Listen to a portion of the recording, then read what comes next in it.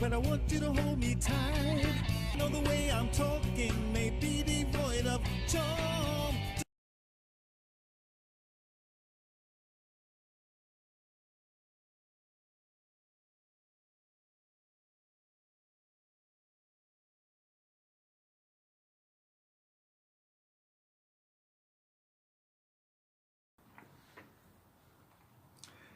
What's going on, everybody?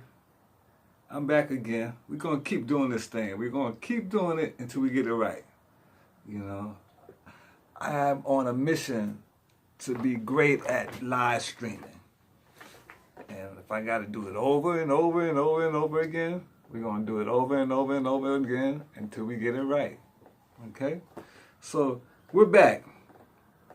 And we were talking about my transformation from being an amateur singer, musician, to being hired as a member of the Platters, and to go from amateur to star status. Wow. Not like, I didn't even go through like smaller name groups to grow up to that group. I went from nobody to that group. Like that. It happened like that. And for 10 years, well, at least for the first 3-4 years, it felt like a dream.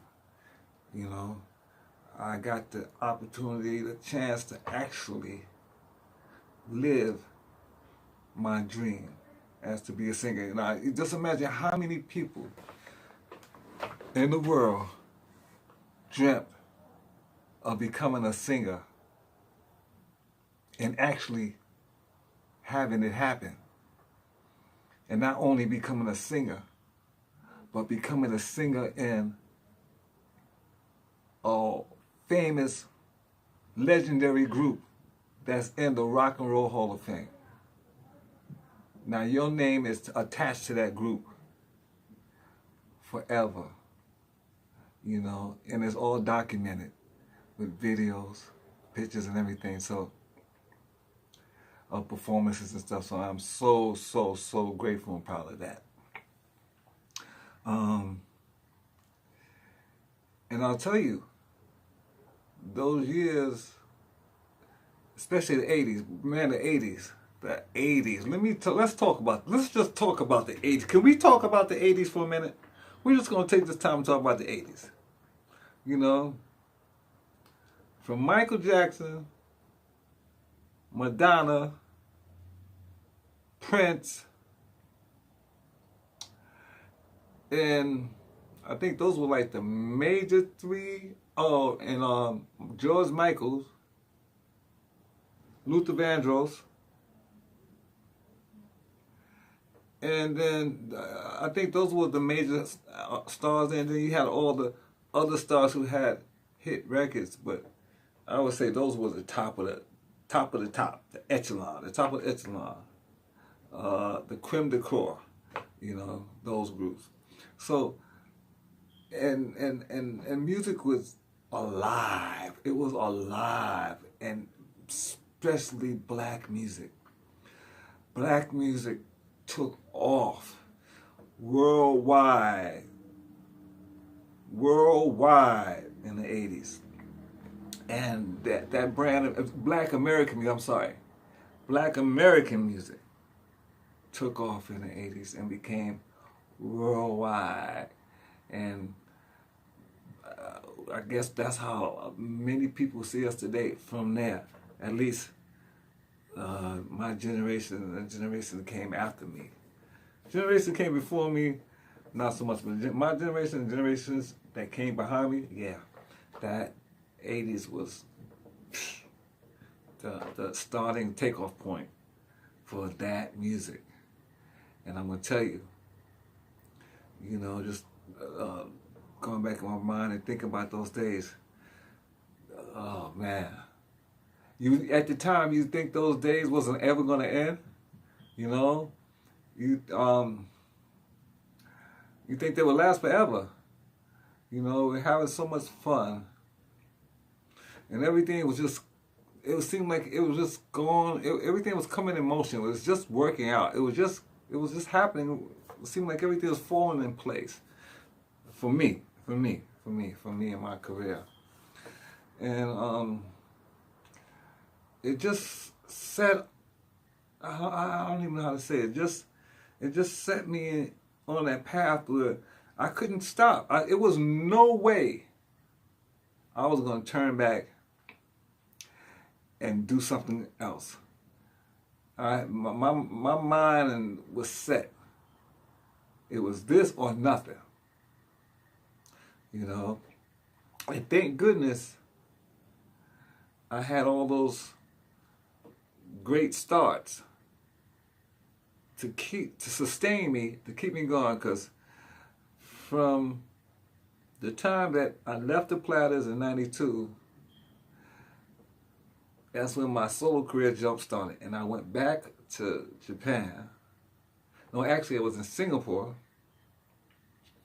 From Singapore, I did 1 year in Singapore with my group. Then left Singapore and went back to Japan. And and I would say from '92 to 2000, those 8 years, I did not leave Japan. I did not come back to America. I did not leave Japan. For those 8 years, I was in Japan. And man, I am who I am today because of those 8 years in Japan. I started out working in a club called Gary's Motown in where was that? In Nagoya. That was Nagoya, Japan. And no, I'm sorry, let's go back. I started out singing with my band first in Osaka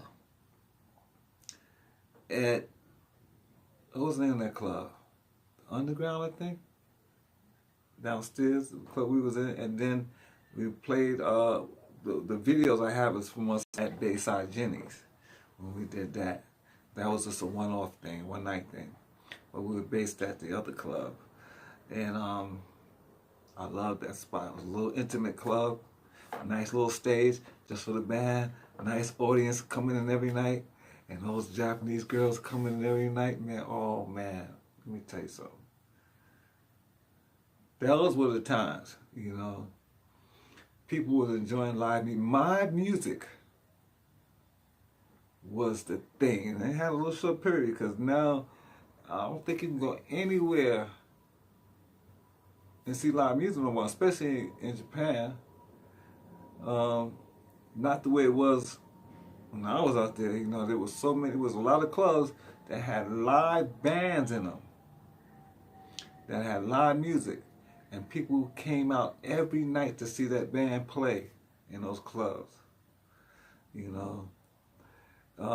But you know, you could see that coming to the end. Going to the tail end of the 90s, you could see that live thing fading out because, first of all, the economy had changed worldwide. Everybody had their little crash where people wasn't spending as much or making as much money as they was before. So people weren't going out and coming to these clubs. So now, let me tell you, there's one club in Tokyo called Pickfoot Live House. I'm going to do a whole series on that. Pickfoot Live House. Spent 3 years in that club with this band called the Science International Band.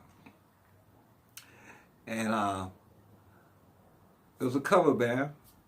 And we were playing all these hits from the time.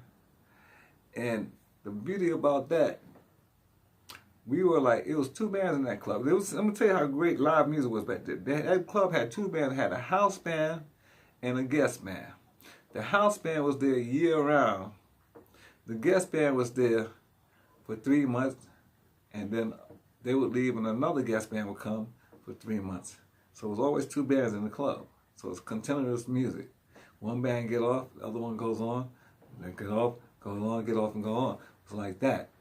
And being in the house band, like I said, we were the ones that were there year round. So we would do 5 sets and the guest band would do 4 sets. So the club would open from And this is serious. From 7:30 would be the first set, and we would end at 5. We would leave at 5 in the morning. 6 nights a week. Sunday was our only day off. And every night was a freaking adventure. An adventure, I'm telling you now. But it was a great adventure. The music, everything. Couldn't be denied. Okay, so I've been on a while now. I'm going to get off and let this one post and come back again. So we're going to talk a lot. Right now, I'm just here streaming live.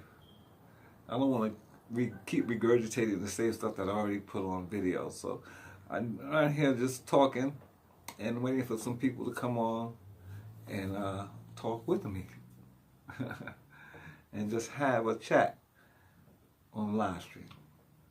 So don't forget to like, subscribe, comment, and share on these videos.